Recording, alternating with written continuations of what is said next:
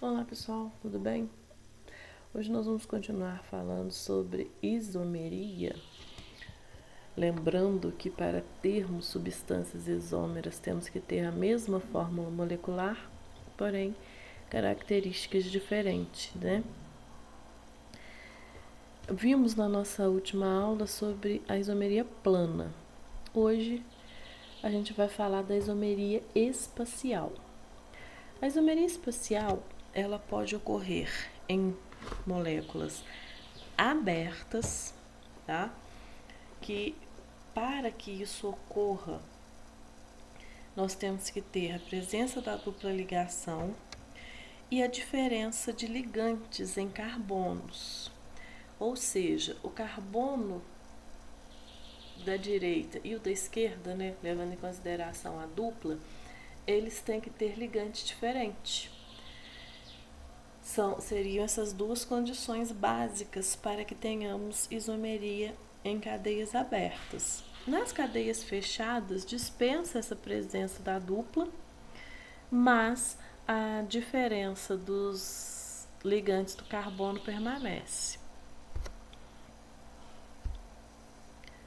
Então, o que é a isomeria espacial ou geométrica, tá? Mesma coisa, vocês podem encontrar das duas maneiras. É aquela em que os isômeros possuem a mesma fórmula estrutural plana, são reconhecidos, identificados e diferenciados por suas fórmulas estruturais espaciais.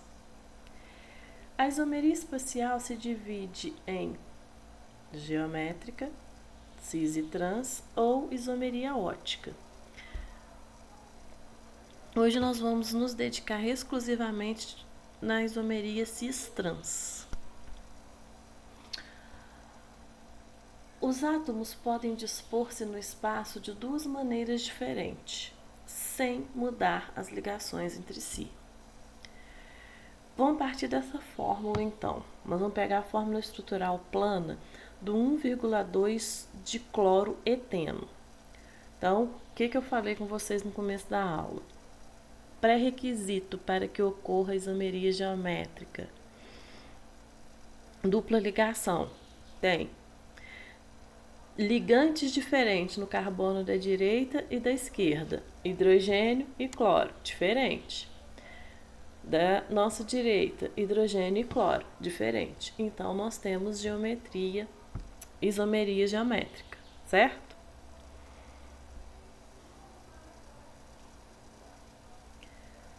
Em cada carbono ligam-se um hidrogênio e um cloro. A primeira fórmula que a gente vai analisar. Então, nós temos C dupla C. De um lado, na parte de cima, hidrogênio e na parte de baixo, cloro. Do outro lado, na parte de cima, cloro e na parte de baixo, hidrogênio. Podemos também encontrar essa molécula representada com os dois carbonos, né, um em cima do outro, e a dupla no meio aí. Vai manter a mesma coisa, ó. Se a gente passar uma linha imaginária na dupla ligação, nós vamos ter à disposição, né? De um lado eu tenho cloro na parte superior e hidrogênio na parte inferior. Do outro, hidrogênio na parte superior e cloro na parte inferior. Ou ainda, eu posso representar essa molécula por essa forma aqui, onde a gente coloca esferas, representando cada um dos átomos que compõem a nossa molécula, tá? A ligação simples é um tracinho e a ligação dupla é esse bauladozinho aí entre os carbonos. Em relação ao plano que contém os dois carbonos da dupla, os hidrogênios e os cloros estão em lados opostos, como já comentamos. Então, se eles estão em lados opostos, lados diferentes, nós temos o composto trans. Trans do outro lado. Então, se a gente for nomear essa molécula, ela ficaria trans 1,2 de cloroeteno. Outra dica, gente, quando a gente está diante da situação para identificar a molécula cis e trans, circula os carbonos que tem os átomos, né? No caso aqui, o cloro. Eles estão na transversais, não estão? Um cloro na parte superior, outro na inferior. Se está na transversal, T é a inicial de trans, então a molécula é trans. Uma dica aí, talvez facilite vocês. A segunda fórmula. A mesma fórmula, a mesma molécula? Não. A diferença da primeira para a segunda é a posição do cloro, né? Olha só, nós temos carbono, hidrogênio em cima, cloro embaixo. Dupla, carbono, hidrogênio em cima, cloro embaixo. Ou carbono, dupla carbono, cloro, hidrogênio. De embaixo, cloro e hidrogênio. E a fórmula ali das bolinhas, né? Em relação ao plano que contém os dois carbonos da dupla, os hidrogênios e os cloros estão do mesmo lado. Lembra da linha imaginária passando no meio da dupla? Se a gente fizer isso, eu tenho na parte de baixo da primeira representação os dois átomos de cloro e na parte de cima os dois átomos de hidrogênio, certo? Esse tipo de composto é o composto cis. O que quer dizer cis? Deste lado, ou seja, eles estão do mesmo lado. Então, a nomenclatura desse composto ficaria cis 1,2 de cloroeteno.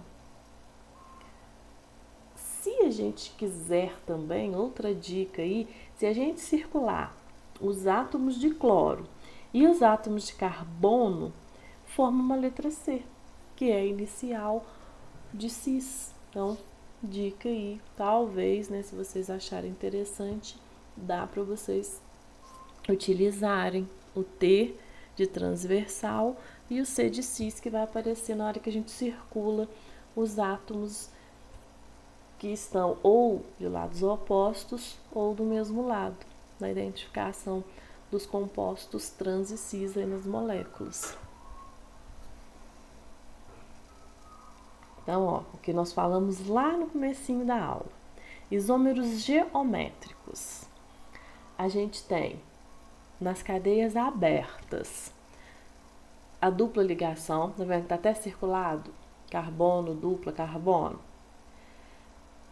Os carbonos, eles têm que ter ligante diferente. A gente colocou aí o radical 1 diferente de radical 2. Radical 3 diferente de radical 4. É essa diferença. Então, a gente vai analisar sempre um carbono. Então, o carbono da esquerda, que tem os radicais 1 e 2, esses radicais têm que ser diferentes entre si. Senão, mesmo com a presença da dupla, não teremos isômeros geométricos. E o carbono da esquerda, que tem os radicais R3 e R4 ligados, também tem que ser diferente. Ok? Ah, Lília, e se o carbono da esquerda manteve essa diferença e o da direita não? Então, você não tem isômero geométrico. Tem que ser dos dois lados. A gente ainda não falou da isomeria em carbonos cíclicos, né? Cadeias fechadas. Mas ela também pode ocorrer. Tá vendo a estrutura aí? No caso, seria o nosso ciclobutano, né? Que está aí representado. Mantém a mesma questão da diferença dos radicais. Agora, vocês vão ver que tem uma diferençazinha da isomeria em cadeia aberta. Mas essa questão da diferença dos radicais, né? Aqui a gente tem um carbono na direita, que está ligado a ele, os radicais 3 e 4, eles têm que ser diferentes, e um outro carbono na nossa direita, que estão ligados a eles os radicais R1 e R2, que também tem que ser diferente, tá? Um pouquinho a gente volta aí, vamos continuar. Os radicais R mais simples do mesmo lado definem o isômero cis. Então, radicais iguais do mesmo lado, isômero cis.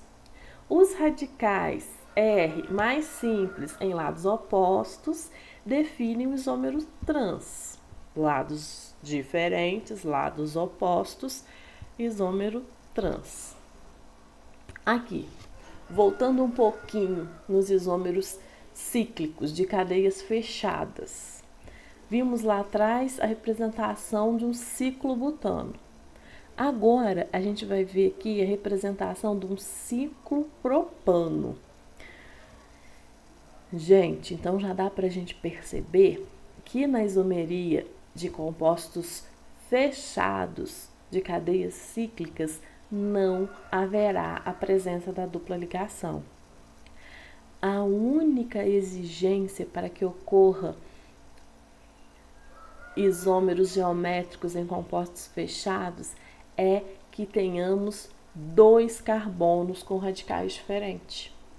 Aqui na nossa representação nós temos, os 2 carbonos de baixo têm os ligantes diferentes, o de cima não tem. O de cima são 2 hidrogênios, mas os 2 da base aí, um ligante seria o hidrogênio e o outro o bromo, tá? Então, o que nós vamos fazer aqui? Só identificar os compostos cis e trans.